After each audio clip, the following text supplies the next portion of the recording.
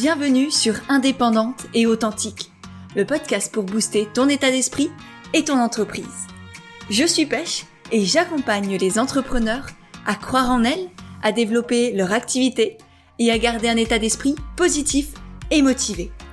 Chaque mercredi, je te partage des conseils autour de l'entrepreneuriat, une réflexion de développement personnel ou encore l'interview d'une femme inspirante qui te partagera sa vision de la vie et de l'entrepreneuriat.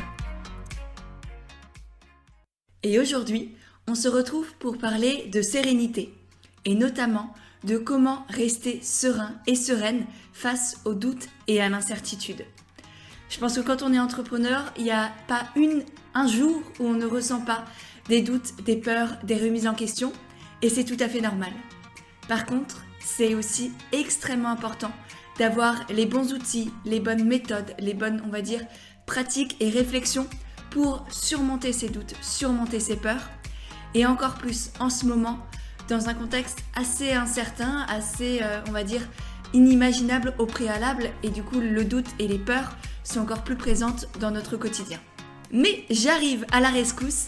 Et du coup, dans cet épisode de podcast, j'avais envie de partager avec toi des conseils, des astuces, des réflexions pour t'aider à être sereine, à t'apaiser ou tout du moins à retrouver ta sérénité.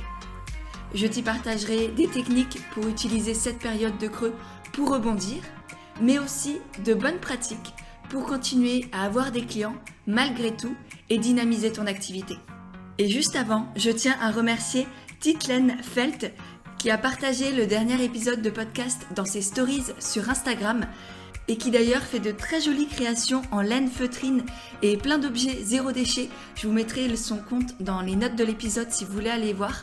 Donc merci beaucoup parce que c'est vraiment grâce à toutes les personnes qui partagent le podcast, que ce soit dans leurs stories sur Instagram, à leurs amis, qui laissent aussi des notes sur Apple Podcast. Si tu as un iPhone, prends 3 secondes et demie pour faire ça parce que c'est vraiment ça qui m'aide, qui me soutient, qui me donne envie de continuer et simplement qui permet à d'autres personnes d'avoir connaissance du podcast.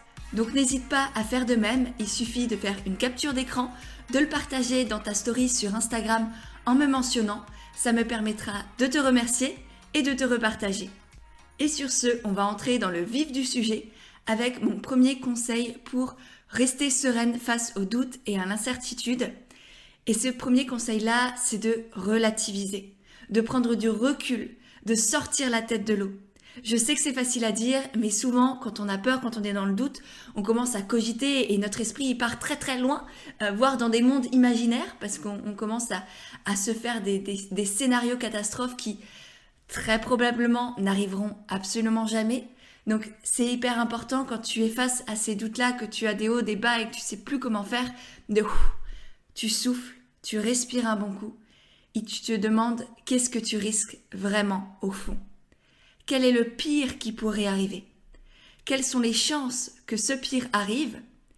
Et quand bien même cette situation terrible arrivait réellement, qu'est-ce que tu pourrais faire pour faire face à ça?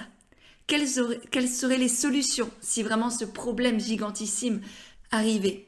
Par exemple, si aujourd'hui ton doute c'est de perdre tous tes clients, de plus avoir d'argent, de plus pouvoir payer ton loyer, ok.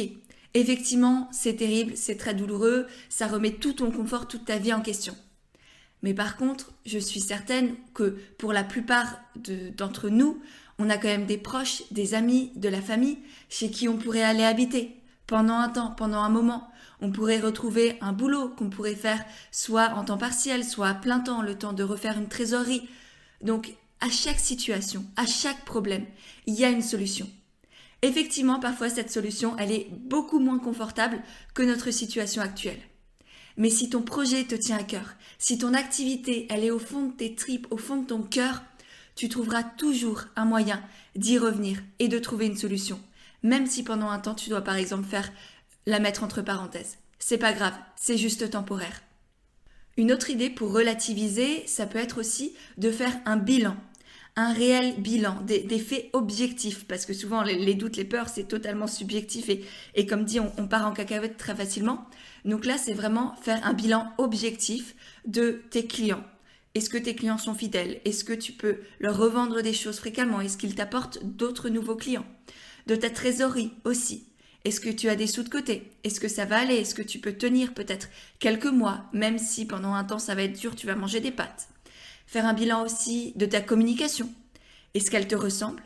Est-ce que tu communiques? Est-ce que tu mets en avant ton activité? Parce que ça, souvent, on l'oublie. Quand on n'aime pas faire ça ou qu'on ne sait pas forcément comment faire ça, on l'oublie. Or, tu as beau avoir le meilleur service, le meilleur produit du monde, si tu ne le mets pas en avant, les gens n'en sauront pas que tu existes. Ils ne pourront pas l'acheter si toi, tu as beau avoir l'impression de tendre la main, si les gens ne voient pas que tu leur tends la main, ils la saisiront pas. Donc c'est aussi ton boulot à toi d'avoir une super communication, de te renseigner, de te former sur le sujet parce que vraiment c'est indispensable. Et c'est pas pour rien que la formation que j'ai créée, moi, elle est sur la communication, c'est parce que pour moi, il y a tellement d'entrepreneurs qui ont une idée absolument géniale, qui les anime, qui est utile pour les autres et pour le monde, mais qui ne savent pas communiquer dessus et qui du coup soit abandonnent, soit n'ont pas l'impact qu'ils pourraient avoir. Donc c'est vraiment très important que tu travailles ta communication. Et ensuite, pour relativiser, tu peux aussi prendre conscience de tous les bénéfices que t'apporte le doute. Parce que douter, c'est pas négatif en soi. Douter, ça a aussi plein d'avantages. Ça te permet de te remettre en question, de te demander si tu pourrais pas faire les choses différemment, si tu pourrais pas, par exemple, développer de nouvelles sources de revenus. J'ai fait d'ailleurs un article qui répertorie plein de sources de revenus différentes que tu pourrais mettre en place. Je te le mettrai dans les notes de l'épisode parce que vraiment, en cette période, c'est important de ne pas avoir tous ses œufs dans le même panier, comme on dit.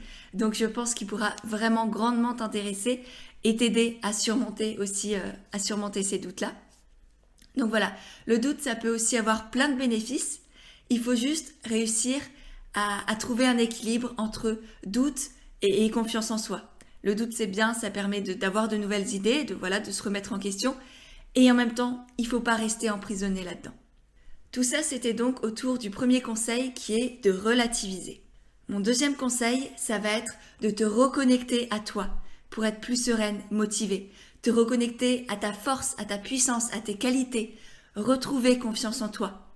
Parce que souvent, quand on doute, notre confiance, elle s'écrase et on la perd totalement. Et du coup, on entre dans un cercle vicieux où plus on doute, plus on a peur, moins on a confiance en soi, etc. Donc, premier pas pour se reconnecter à toi, c'est de prendre l'air, de faire de la méditation, de partir dans la nature, de revenir à l'intérieur de toi. Au lieu d'être focalisé sur l'extérieur, sur tout ce qui ne va pas, reviens à l'intérieur. Donc passe du temps avec toi-même, peu importe ce que tu fais, laisse-toi un peu vivre, ça te permettra aussi du coup de prendre du recul. Ensuite, rappelle-toi aussi pourquoi est-ce que tu es devenu entrepreneur. Parce que clairement, tu as le droit d'avoir peur. Mais par contre, tu n'as pas le droit d'abandonner ce projet qui te tient tellement à cœur juste parce que tu as peur. Donc, reconnecte-toi à ton pourquoi. Et je pense que tu le sais, mais je te le rappelle si jamais tu débarques sur le podcast. Pour moi, il y a 2 pourquoi essentiels à développer. Il y a un pourquoi externe, c'est-à-dire ce que tu veux apporter aux autres, ce que tu veux avoir comme impact sur le monde. Mais il y a aussi un pourquoi interne qui te nourrit toi de l'intérieur, un pourquoi presque égoïste qui va faire en sorte que même quand ton pourquoi extérieur n'est pas, on va dire, rempli, que tu as l'impression de ne pas avoir d'impact, de ne pas avoir de clients, etc., tu vas pouvoir te rebondir grâce à ton pourquoi interne qui lui te permet que quoi qu'il arrive en fait, t'es heureuse de faire ce que tu fais parce que ça te plaît, parce que c'est aligné avec qui tu es, parce que tu te sens à ta place. Donc vraiment travaille sur ces 2 pourquoi-là, ils vont être essentiels pour rebondir et pour continuer d'avancer malgré le doute et malgré les peurs. Et ensuite, comme je te le disais, te reconnecter à toi, ça va aussi être travailler sur ta confiance en toi. Ça, c'est essentiel, c'est la base de la base pour tout dans la vie. Et c'est pour ça que j'en parle tellement, que ce soit ici sur le podcast, sur mon compte Instagram, dans mes newsletters, etc. La confiance en soi. Il n'y a rien de plus précieux que ce soit pour ton entreprise ou pour ta vie en règle générale. Et c'est pas pour rien non plus que dans tous mes coachings, que ce soit le coaching de groupe, que ce soit la formation Comme au naturel, tout commence par travailler sur ta confiance en toi, sur ta légitimité. Parce que c'est ça qui va faire que, quelles que soient les difficultés que tu vas rencontrer, quels que soient les doutes et les peurs qui vont arriver dans ton esprit, tu vas pouvoir les surmonter. Parce que tu sais que tu en es capable. Donc, travailler ta confiance en toi, ça peut être par exemple te noter tout ce que tu as déjà accompli dans ton entreprise par le passé. Et ça va te permettre de générer un sentiment de fierté personnelle. Et cette fierté-là, elle va te permettre du coup de développer ta confiance en toi et ta confiance en tes qualités, tes capacités à rebondir, quoi qu'il se passe. Vraiment, c'est en passant à l'action et en prenant conscience de toutes les actions que tu as déjà fait par le passé et voir que tu as toujours réussi, tu as toujours trouvé une solution. Même si au début c'était compliqué, ça vraiment, ça va t'aider. Donc ça, c'était mes 2 premiers conseils qui sont relativiser et se reconnecter à soi. Et ces 2 premières idées, elles vont non seulement t'aider à être effectivement plus sereine, mais aussi à changer ton énergie. Parce que quand on est dans la peur, quand on est dans le doute, ça se ressent. On est dans une énergie de peur, de manque, de doute, que ce soit dans nos mots, dans nos gestes, dans nos actions, dans notre manière de parler, de nos produits, de nos services. Tout ça, ça va être guidé par une peur du manque, une peur de l'échec, une peur de ne pas avoir d'argent, etc. Et ça, clairement, ça va juste rebuter tes potentiels clients. Donc vraiment, travaille aussi sur ton énergie, ton état d'esprit, ta confiance en toi, ton estime de toi, pour aller de l'avant et pour partager avec le cœur, avec sincérité. Et en étant dans cette énergie-là, presque positive, cette énergie de cœur, cette énergie d'élan et d'ouverture vers les autres, sincère, c'est ça qui va t'amener à toi de nouveaux clients. Donc voilà, vraiment un travail intérieur qui est fondamental avant de te concentrer sur l'extérieur. Maintenant que ça c'est fait, maintenant que tu es bien avec toi-même, on va pouvoir s'ouvrir au monde. Et mon 3e conseil du coup, pour relativiser et être plus sereine face aux doutes, ça va être d'anticiper pour savoir que tu ne feras plus forcément face à une situation aussi délicate. Donc le fait d'anticiper va pouvoir te permettre que quand tout ira mieux, tu sauras que quoi qu'il se passe, jamais tu ne revivras une situation pareille. Donc premier conseil pour anticiper, ça va être de changer la manière dont tu gères ta trésorerie. Tu peux mettre par exemple un peu plus d'argent de côté tous les mois pour ne pas être à court de ressources financières. Tu peux aussi par exemple réfléchir à de nouvelles idées pour avoir, comme je te le disais, différentes sources de revenus. Là, pareil, je te renvoie à l'article que j'avais fait qui est dans les notes de l'épisode.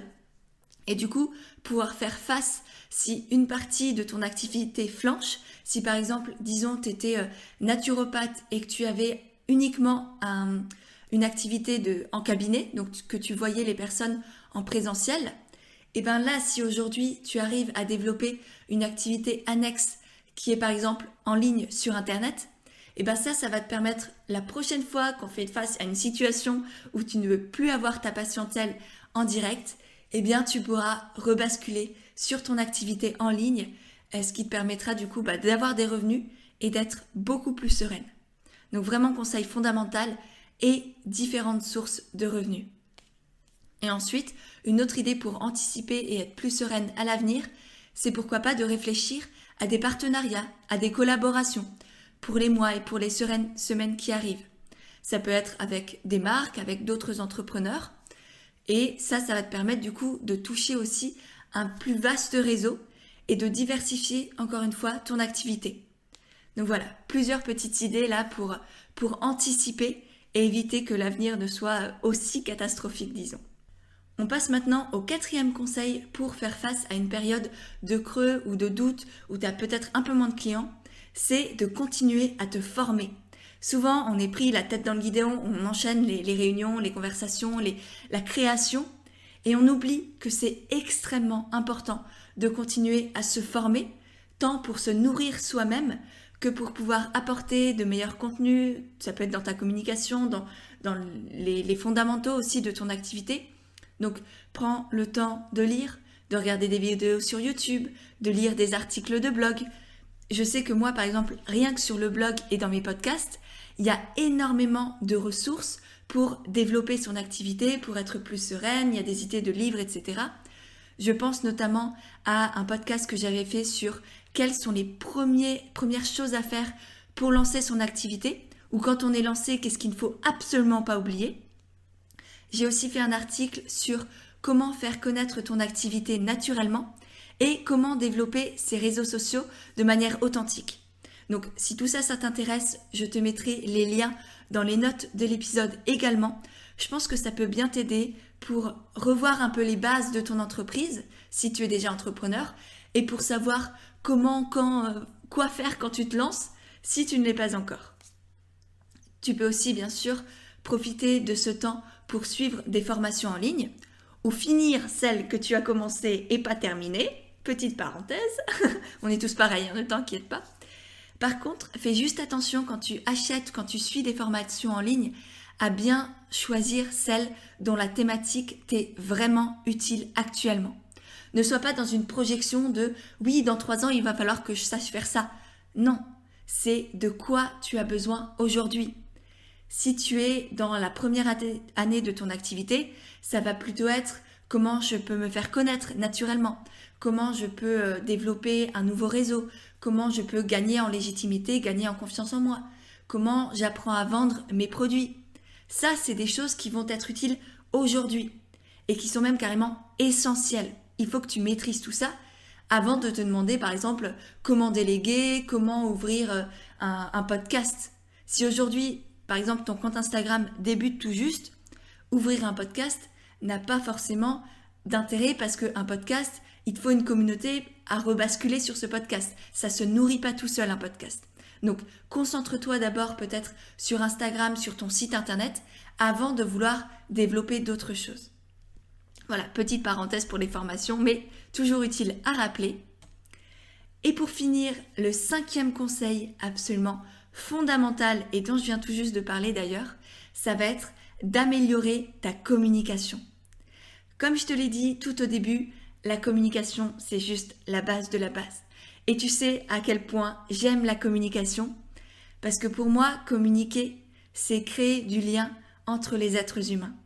C'est tendre la main aux gens et faire en sorte qu'ils voient cette main tendue. Parce que je suis sûre que si tu m'écoutes, tu as plein de belles idées, que ton projet, il n'est pas là pour rien, qu'il a un sens, qu'il va avoir un impact positif sur les autres et sur le monde. Mais pour qu'il puisse avoir cet impact, il faut que les autres le voient, il faut que les autres saisissent ta main.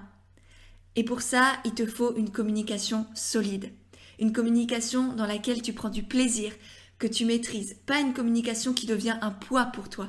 Et c'est d'ailleurs exactement pour ça que j'ai créé la formation Comme au naturel, qui revient début janvier 2021, pour te permettre de faire connaître ton activité, d'apprendre à communiquer, à vendre de manière naturelle et authentique, pour vraiment que la communication fasse partie intégrante de ta vie, mais que ce soit fluide, que ce soit naturel, que ce soit agréable, et non pas que ça devienne une source de stress ou de difficultés.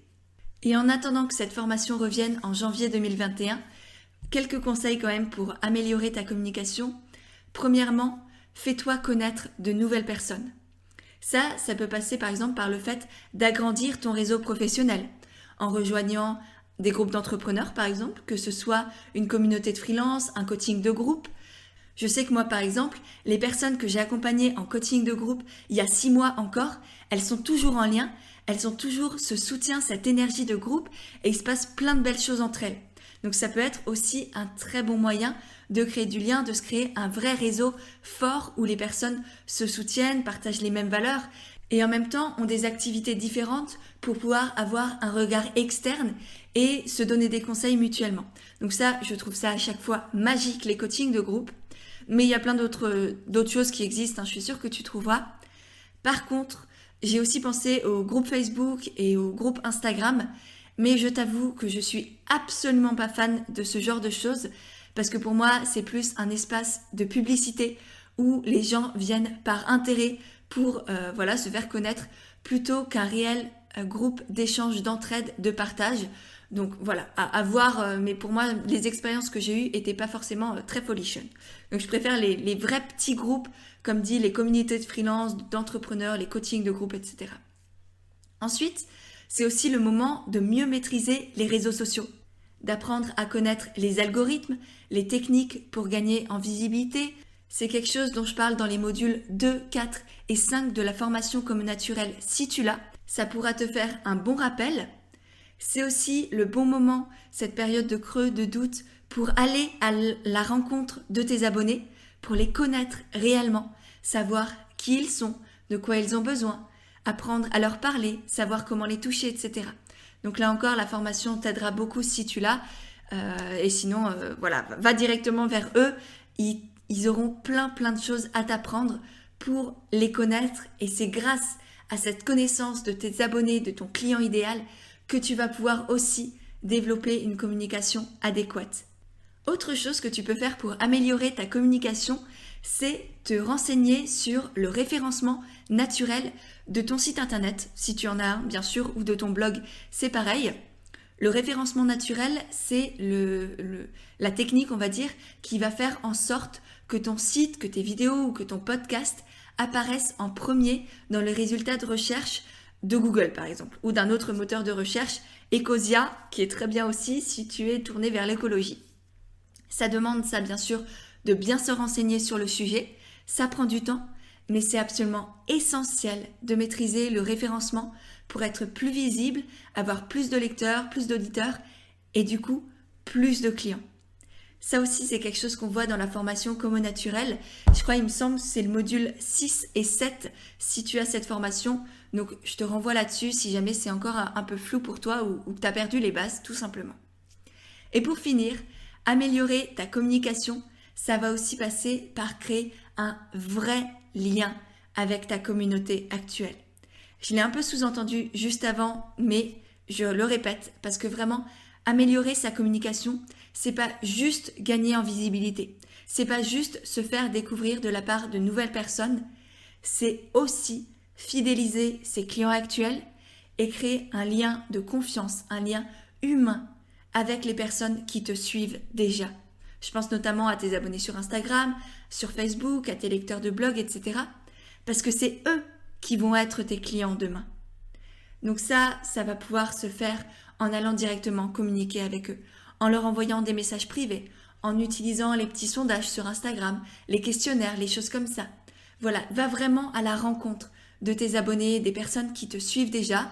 Ça peut même être de tes clients actuels. Ça peut être leur envoyer un email avec une promotion. Ça peut être leur envoyer un email pour créer peut-être un système de parrainage ou une sorte de carte de fidélité pour avoir de nouveaux clients. Donc là, libre à toi de laisser ta créativité se mettre en place. Mais vraiment, il y a plein de choses à faire pour, on va dire, tabler sur les personnes qui te connaissent déjà. Ne te focalise pas uniquement sur les personnes qui ne te connaissent pas encore, mais vraiment, vois aussi toutes les personnes qui sont déjà autour de toi et qui n'attendent qu'une chose, c'est te soutenir dans ces moments de difficultés et de complications. Et sur ces belles paroles, j'ai fini avec tous mes conseils. Donc, pour résumer tout ce que je t'ai dit aujourd'hui, premier conseil pour rester sereine face aux doutes et à l'incertitude, c'est de relativiser, de prendre du recul. Ensuite, ça va être de te reconnecter à toi et de faire en sorte de gagner confiance en toi, de te sentir légitime dans ce que tu fais. C'est indispensable. Une fois que tu as travaillé à l'intérieur de toi, que tu es bien, que tu es à l'aise, tu vas pouvoir mettre des choses en place pour anticiper et pour ne plus que cette situation, que tous ces doutes reviennent à l'avenir. Tu vas ensuite pouvoir utiliser cette période pour te former mais surtout, parce que c'est indispensable, d'améliorer ta communication. Tu l'as compris, c'est fondamental, que ce soit quand tu lances ton activité ou quand tu es un entrepreneur qui a déjà une activité bien en place. La communication, c'est la base de la base. Tu peux tendre la main à toutes les personnes du monde. Si elles ne voient pas que tu leur tends la main, jamais elles ne pourront la saisir. Et c'est ton job à toi de faire en sorte qu'elles voient cette main tendue. Sinon, ton activité, elle va tomber à l'eau, tu n'auras pas l'impact que tu as envie d'avoir, tu vas te sentir inutile et tu vas peut-être abandonner. Et c'est franchement pas une bonne idée d'abandonner, jamais.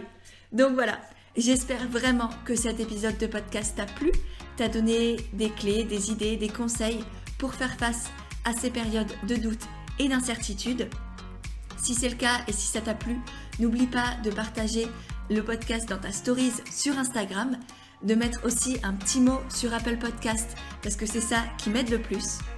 Et si tu veux développer une activité authentique et alignée, je t'ai préparé un petit guide rempli d'exercices et de bons conseils pour développer une entreprise authentique et avoir des clients naturellement.